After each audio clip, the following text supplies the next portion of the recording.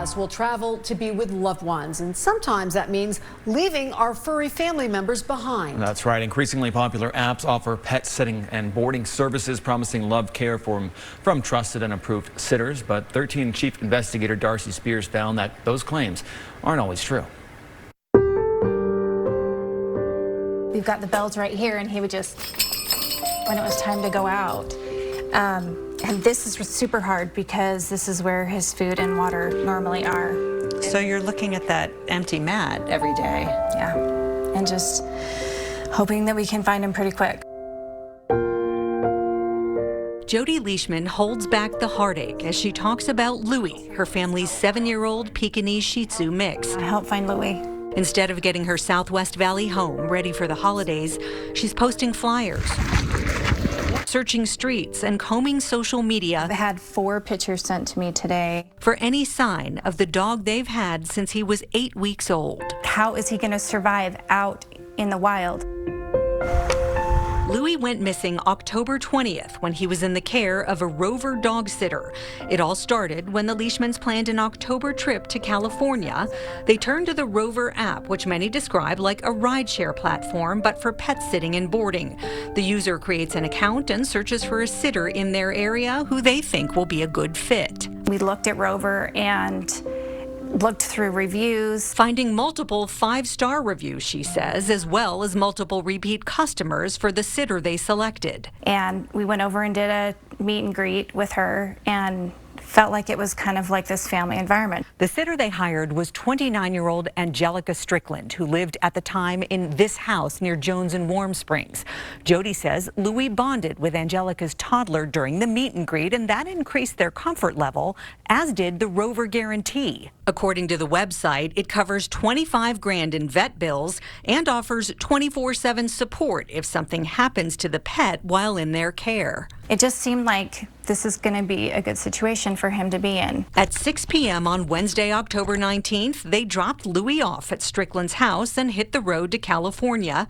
Not one day had passed before devastating news came through the Rover app. I got a text message that said Rover is involved, that there had been a domestic fight at the house, and that my dog was missing. Their immediate reaction?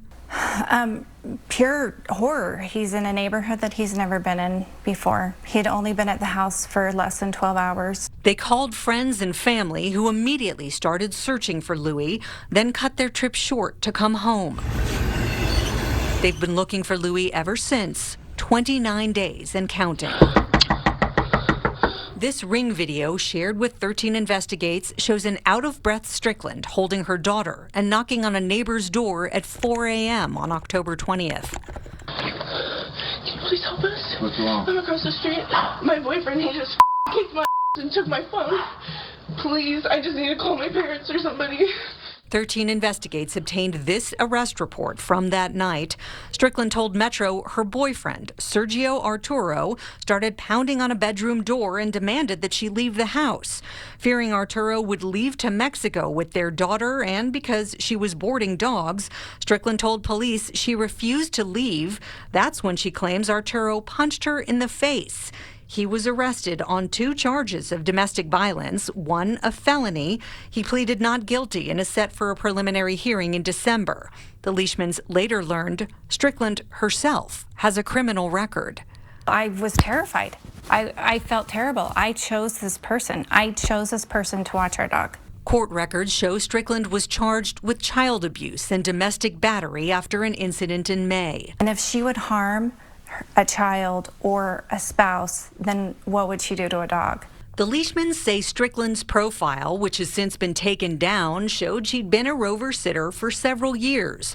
Rover says it requires every pet care provider to pass a criminal background check, a safety quiz, and having their profile reviewed before being approved to list their services on the platform. And they say we proactively remove sitters, owners, and pets from the platform if we believe they pose a safety risk. But we learned Rover only does that one initial background check. They don't recheck to catch crimes that may be committed after the sitter is approved, like the one involving Strickland in May.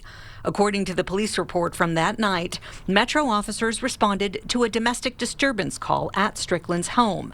She told police she got upset with Arturo because he was chewing his food loudly. When their argument became physical, their daughter was injured.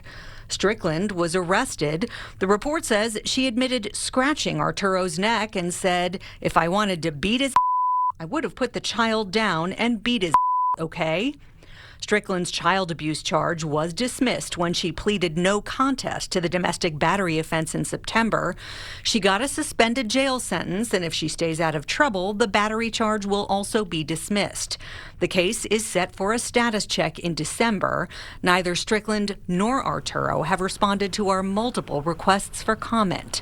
Meanwhile, the Leishmans continue to search for Louis using an infrared camera, saturating social media with postings and plastering flyers around local neighborhoods. I think we're at 1,400 flyers now. Holding on to hope. How's that feel, buddy? He flew the drone over the desert. They'll still be able to locate Louis. Rover would not provide anyone for an on-camera interview. In a statement, they said this situation is highly unusual and we take it very seriously.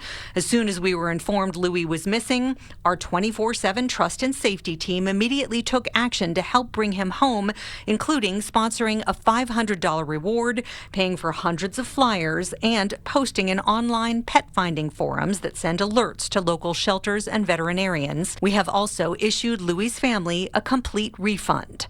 The Leishmans say there's got to be more oversight. If I can save one family from going through that is my goal. Louis' story is not an isolated incident. Our investigation continues tomorrow at 6 with a look at more issues involving local Rover sitters and a national push for accountability and oversight of the pet sitting industry. As for Louis, we've posted his flyer on our website along with information about how to approach him if you see him. Darcy Spears, 13 Investigates.